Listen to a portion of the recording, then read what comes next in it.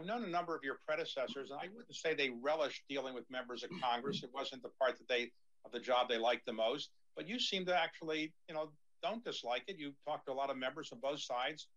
Is that a conscious effort to talk to more members of Congress than maybe some of your predecessors?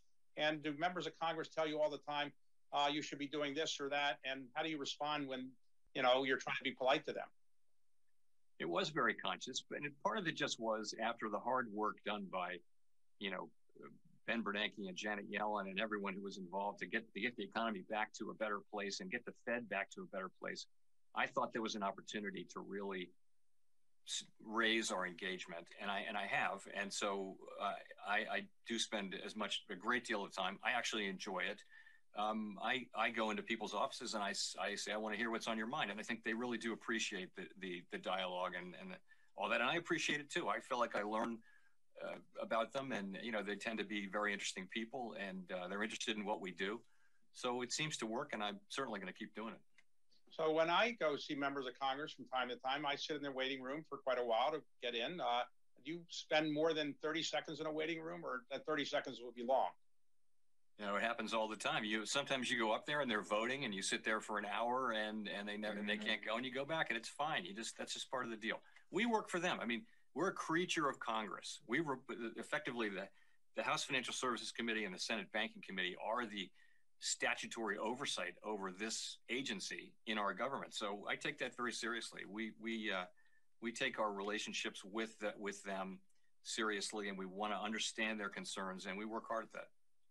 Now, as you pointed out earlier, there are 6 members of the Federal Reserve. There's supposed to be 7. We haven't had 7 for quite a while. Do you recommend a 7th person to the president, or do you stay out of that?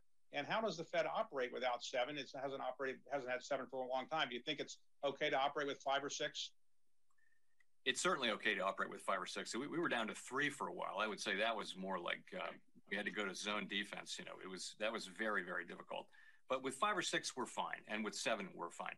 The way it works, though, is of course the president has the right of nomination, and the Senate has the right of confirmation. We have no official role to play whatsoever. As a matter of courtesy, traditionally, administrations have, after they've vetted candidates, they will, perhaps send that candidate to be a governor over to meet with the Fed chair. It's strictly in their discretion to do that or not, but they have often done that. And then the Fed chair, really, they're not asking you to identify people. They're saying, is this person okay? And you sort of have a nice interview with them and give them your answer. So that's the way it's been traditionally, but really we have no official role, and it's completely up to the administration whether they want to do that or not. So I don't think we've ever had a case where a chairman of the Fed later became Secretary of the Treasury, and somebody who was on the Fed board later became chairman of the Fed, like you have. And so is it a little awkward to be kind of in a situation where your former, let's say, chair is now the Secretary of the Treasury, or does it make it easier because you know her so well? It's not awkward at all. So I think, I worked at Treasury and I've worked at the Fed. Secretary Yellen worked in the White House on the council. She's chair of the Council of Economic Advisors. And I think both of us understand that Fed and Treasury have different authorities and different roles, but have a long history of institutionally working together for the good of the country. And so we respect each other. We respect the lines very clearly, clear lines, stay in your lane kind of thing. And I think we'll have exactly that kind of we do have exactly that kind of a relationship. I mean, I have no concerns about that at all. And how do you relate to the administration? Typically, chairs of the Fed will have a regular lunch with the Secretary of Treasury. Sometimes even the President of the United States will have some regular contact.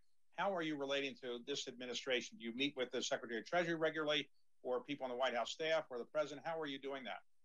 So I think the way the sort of standard way it's happened has been this, that there's a weekly, it had been a breakfast or a lunch between the Secretary of the Treasury and the Fed chair, and it rotates back and forth into each building.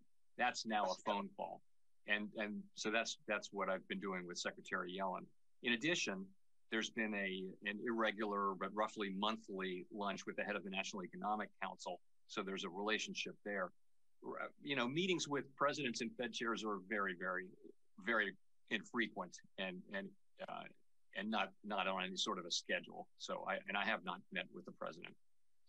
Had you met him before he was president? You must have met him at some point in his life or your life, or you really haven't met him yet. I think I've shaken his hand, but I have not really met him and talked to him.